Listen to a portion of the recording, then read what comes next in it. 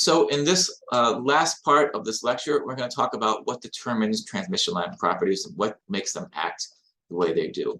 Now, in the last video, I talked a little bit about the speed of a wave, right? That's going to be a critical piece of information, the speed of a wave.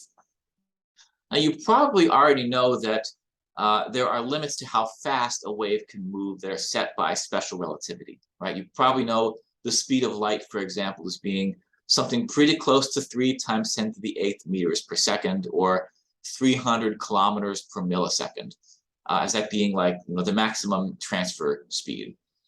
In a transmission line, what sets that? So I talked about the inductance and capacitance as being critically important. So let's take a look at this, right? Let me go back to that circuit diagram of capacitor here and inductor, and here's the battery over here, right? So this is 1 volt. And so I've got a inductance here, L, and I've got a capacitance, C. The inductance is going to slow down the process of converting this 1 volt into current, right? It's going to take some time for that voltage to become a current. Capacitance is going to be the opposite. It's going to slow down the process of converting that current into a voltage, right? 1 volt. But eventually that will happen. So both the L and C, the inductance and capacitance, are going to slow things down. And so it would not surprise you to know that if we go through the math, which we're going to do another time, we can define the propagation velocity is going to look like this. It's going to be 1 divided by the square root of the inductance L and the capacitance C. So if I increase either one, I'm going to slow down the propagation velocity.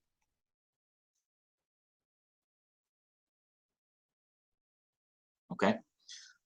So if we have an understanding of how to calculate L and C for a given transmission line configuration, then we know the speed with which waves are going to propagate. So next question is, well, great. How do you calculate this L and C? What is it? So let me show you this.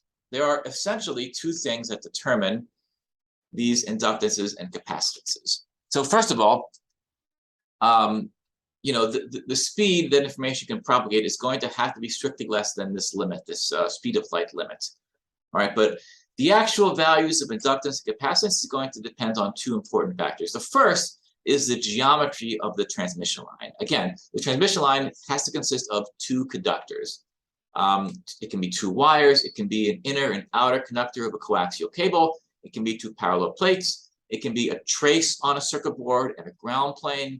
It can be any of those things. The first is the geometry. How big are your conductors? How far apart are they? What is their shape? That's the geometry, and we'll get to that in the next lecture. The other one, though, are the materials that are inside of your transmission line. All right, so if we take a look at an example of a coaxial cable, as shown right here, it's going to have an inner conductor, probably some metal, and it will have an outer conductor that's also a metal. And these 2 are going to be separated by some material. Right? Now, that material could be air, but in practice, it's actually not. It's usually something called a dielectric, or a material which does not allow electricity through it. It doesn't have any conductivity, but it will have some electrical properties that are important. In particular, this material here is going to have a property called permittivity, which will effectively define how it reacts to electric fields. We'll get more into that later, but for now, just take that at face value. But permittivity is a property that you could look up for different materials. So what is that space between the 2 conductors filled with? Is it air? Is it aluminum? Is it lucite? It could be one of a variety of factors. It's going to have a certain value for its permittivity.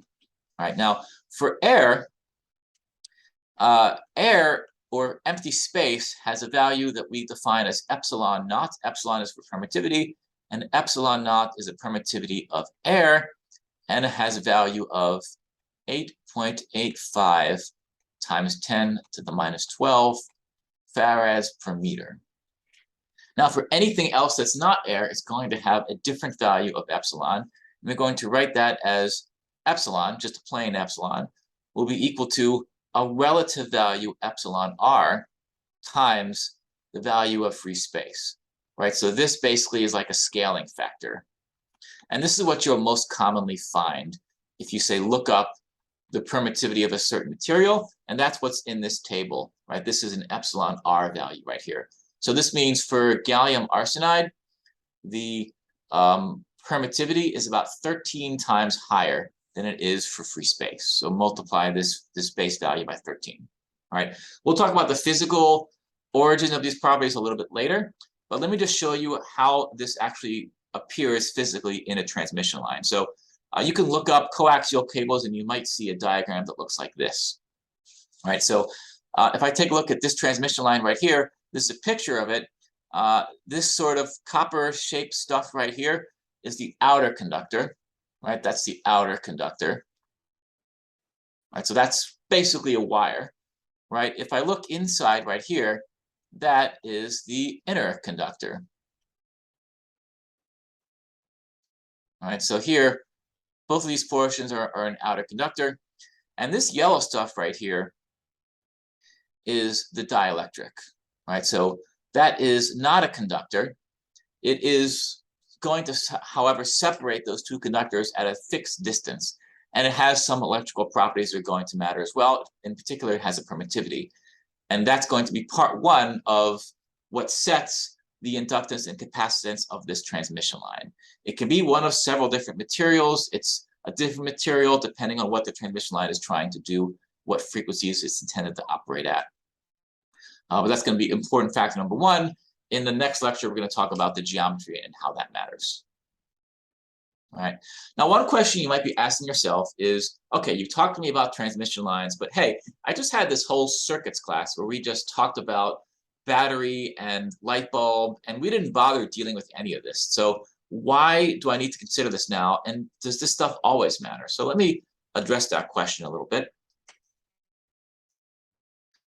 So the answer is you don't always have to apply a transmission line approach. And so let me give you an example here.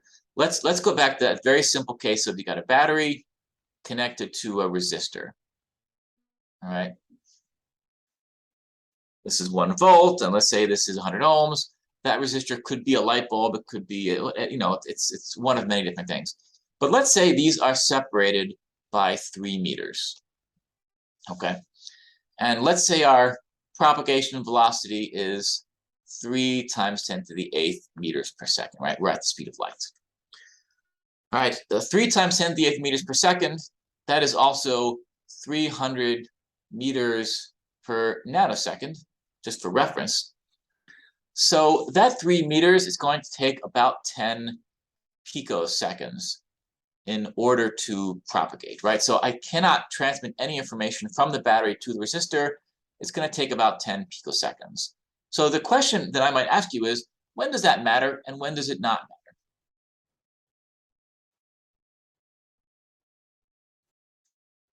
All right, so let's look at this for a second. Let's say that our voltage source has a frequency of 1 kilohertz. All right, 1 kilohertz, let's say we've got a nice sine wave right here. All right, a 1 kilohertz basically means that the successive peaks or the period is about 1 millisecond. Right, so let's compare a millisecond to 10 picoseconds. Right, 10 picoseconds is way, way, way smaller. And so in the context of a millisecond variation, 10 picoseconds is basically instantaneous. So in a case like this, we don't need to bother with transmission line theory. We can treat this circuit exactly the way we did before. Everything happens instantaneously. There are so many back and forth between the battery and the resistor that we can just treat it as happening instantaneously. So we're going to call that lumped. Lumped means we don't need to bother with transmission lines.